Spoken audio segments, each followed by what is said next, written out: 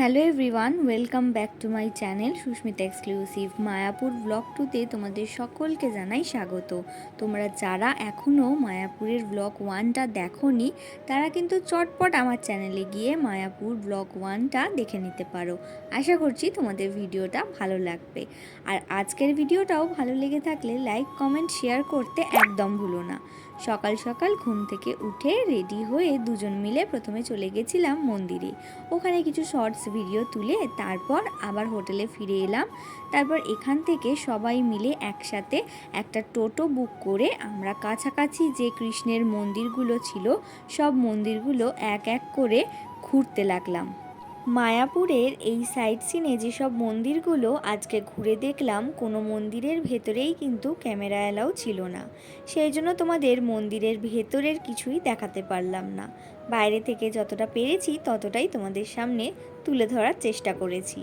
আজকে যে টোটো করে আমরা ঘুরলাম মোটামুটি ওই 2.5 ঘন্টা মতন বলেছিল। তো আমরা কিন্তু অনেক দরদাম করেই 300 টাকায় 7খানা মন্দির 2.5 ঘন্টার মধ্যেই ঘুরে ফেলেছি। এখানে কিন্তু টোটোলারা নানা রকম দাম বলবে 7খানা মন্দির ঘোরানোর জন্য। একটুখানি দামাদামি করলেই 300 টাকায় কিন্তু তোমরা বেশ ভালোভাবেই 7খানা মন্দির ঘুরে ফেলতে পারো। এইখানেই পুকুরটা দেখো কি সুন্দর, ছোট ছোট এখানে দেখলাম ওই গেরি হয়েছে। আর ওই দিকে দেখো কত বড় বড় মাছ, মানে দেখে তো একদম অবাক, এত বড় বড় মাছ ছিল, সব কিলবিল কিলবিল করছিল, ভর্তি মাছ ছিল। আর তার সাথে আবার ঢ্যাঁড়স গাছও দেখলাম, আর তোমাদেরকেও দেখালাম। এই প্রথম আমি ঢ্যাঁড়স গাছ দেখলাম, কি সুন্দর সুন্দর ঢ্যাঁড়স হয়েছিল। যারা এখানে গাছপালা দেখাশোনা করছিলেন ওনাদেরকে জিজ্ঞাসা করতে বললেন এই সমস্ত সবজি শ্রীকৃষ্ণের প্রসাদ তৈরির জন্যই যায় মন্দিরে। সমস্ত মন্দিরগুলো ঘোরা কমপ্লিট, তারপর একটু সবাই মিলে চা খাচ্ছিল। ভাতটা এত সুন্দর যে মাকে বললাম তুমি চা খাও আর আমি তোমার একটুখানি ভিডিও ক্লিপ নিয়ে নিই। তারপর এখানে গোপালের অনেক সুন্দর সুন্দর জিনিস পাওয়া যাচ্ছিল, ওখান থেকেই দুই বাড়ির গোপালের জন্য সমস্ত জিনিস কেনাকাটা করে নিলাম। তারপর হোটেলে এসে একটুখানি কেক খেয়ে স্নান করে ফ্রেশ হয়ে ট্রলি গুছিয়ে নিলাম। এরপর তো বাড়ি যাওয়ার পালা। সকাল 9টার সময় আমাদের চেক আউটের টাইম ছিল, তো আমরা কিন্তু 9টার সময়তেই রেডি হয়ে বেরিয়ে পড়লাম। যেই দিনকে আমরা বাড়ি ফিরছিলাম ওই দিনকে ওখানে ছিল একাদশী, সেই জন্য তেমন দোকানপাটও খোলা ছিল না, বলতে গেলে কিছুই দোকানপাট খোলা ছিল না। আগের দিন তবু লুচি তরকারি পেয়েছিলাম। তো আমরা কেক খেয়ে তো পেট ভরিয়ে নিয়েছিলাম, ভাবলাম যে লঞ্চে করে তো ওপারে যাচ্ছি নবদ্বীপে, স্টেশনের কাছ থেকেই কিছু খেয়ে নেব। তার সাথে ওখানে কিন্তু ফেরিঘাটে পেয়েছিলাম পেয়ারা মাখা, সেটাও কিনে নিয়েছিলাম যে ট্রেনে যেতে যেতে খাবো বলে। লঞ্চে করে গঙ্গা পেরিয়ে ওপারে মানে নবদ্বীপে এসে আমরা একটা দোকানে ঢুকে পড়লাম। এখানে কিন্তু লুচি তরকারি মানে একটা ডাল মতন ছিল, আর তার সাথে লাল ক্ষীর দই নিয়ে নিয়েছিলাম। এখানে তো লাল ক্ষীর দই বিখ্যাত, আর যখন এসেছি তখন আর দই খাবো না সেটা তো হতে পারে না। সেই জন্য খেয়ে দিয়ে তারপর একটা কোল্ড ড্রিঙ্কস কিনে নিয়েছিলাম।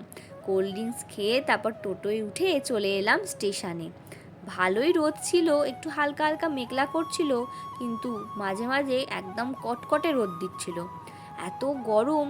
আর ট্রেন আসতেও অনেক দেরি হচ্ছিল, সেই জন্য অবস্থা দেখো না, গামছা ভিজিয়ে মাথায় নিয়ে দাঁড়িয়েছিলাম। তারপর তো 11টা 8-এ আমাদের ট্রেন ছিল, ট্রেন এলো 11টা 8-এই। তারপর ট্রেনে উঠে পড়ে বসে বসে বেশ সবাই মিলে গল্প করতে করতে পেয়ারা মাখা এটা ওটা মানে আর কি, ট্রেনে উঠলেই পাঁপড় ভাজা, আমলকি, তার সাথে মুড়ি এইসব খেতে খেতে চলে এলাম হাওড়া স্টেশনে। তো হাওড়া স্টেশন থেকে আবার তো আর একটা ট্রেন পাল্টে এরপর রামতলা নামবো।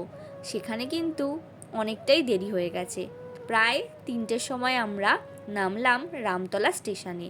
আর এখানে আসতে দেখি যে ওয়েদারও বেশ ঠান্ডা ঠান্ডা আর আকাশও মেঘলা করে রয়েছে।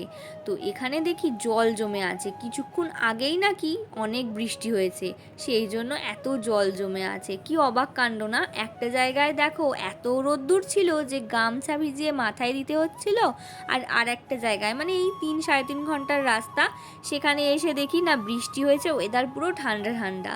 তো বাড়িতে ঢুকে তারপর স্নান করে ফ্রেশ হয়ে তারপর বসে পড়লাম যে কি কেনাকাটা করেছিলাম সেগুলো তোমাদেরকে দেখাবো বলে। আমাদের তো একদিনের জন্য মায়াপুর গিয়ে ভীষণ ভালো লেগেছে, আর তোমরা চাইলে একদিনে গিয়ে আবার ঘুরেও চলে আসতে পারো। কারণ 3 থেকে 3.5 ঘন্টার রাস্তা, হাওড়া থেকে ভীষণই সোজা যাওয়া। তো তোমরা কে কে মায়াপুর গেছো অবশ্যই আমাকে কমেন্ট করে জানিও তোমাদের কি কি এক্সপিরিয়েন্স হয়েছে। আর যারা যাওনি তারাও কিন্তু অবশ্যই কমেন্ট করে জানিও। আর যেও অবশ্যই, ভীষণ ভালো লাগবে, খুব সুন্দর জায়গা। তো আজকের মতো ভিডিওটা এখানেই শেষ করলাম। আশা করছি তোমাদের ভিডিওটা খুব ভালো লেগেছে। ভালো লেগে থাকলে লাইক কমেন্ট শেয়ার করতে একদম ভুলো না। আর আমার চ্যানেলে যদি নতুন হয়ে থাকো তাহলে চ্যানেলটাকে অবশ্যই সাবস্ক্রাইব করে দিও। আর পাশে থাকা বেল আইকনটাও প্রেস করে দিও, যাতে নতুন নতুন ভিডিও ছাড়লেই সবার আগে নোটিফিকেশান তোমাদের কাছে পৌঁছে যায়।